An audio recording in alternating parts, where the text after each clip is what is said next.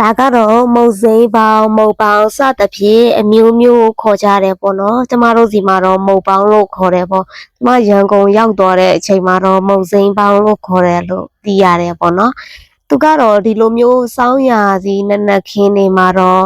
အရန်စားကောင်းတဲ့အစားအစာတစ်မျိုးလို့ပြောရင်မှားမယ်မထင်ဘူးသူ့ကိုပဲစီလေးစမ်းစားရင်တော့မှုန့်မှုန့်လေးနဲ့တကယ်ကိုစားကောင်းတယ်အခုလိုချိန်မှာအရန်ကိုလွမ်းမိတယ်တခြားနိုင်ငံရောက်နေတာဆိုတော့လေဒီလိုမုတ်ပေါင်းတွေစားဖို့ဆိုတာကမလွယ်ကူတော့ဘူးကျမတို့အညာတလေးမှာဆိုရင်တော့သူ့ကိုမှမုတ်ပေါင်းကိုပေါ့နော်ပဲစီလေး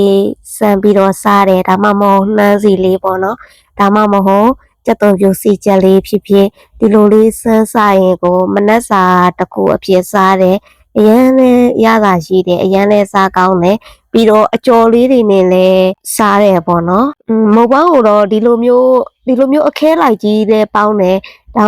ဒီလိုမျိုးမဟုတ်ဖ ೇನೆ ဟိုလိုမျိုးအချက်လေးတွေနဲ့စလောင်းပုံးသေးသေးလေးတွေနဲ့အချက်လေးတွေနဲ့ပေါင်းတာလဲစားဖို့တယ်ဘယ်ပဲဖြစ်ဖြစ်အရန်ကုန်ပါပဲအရသာရှိပြီးကောင်းပါတယ်စားဖို့ကြလား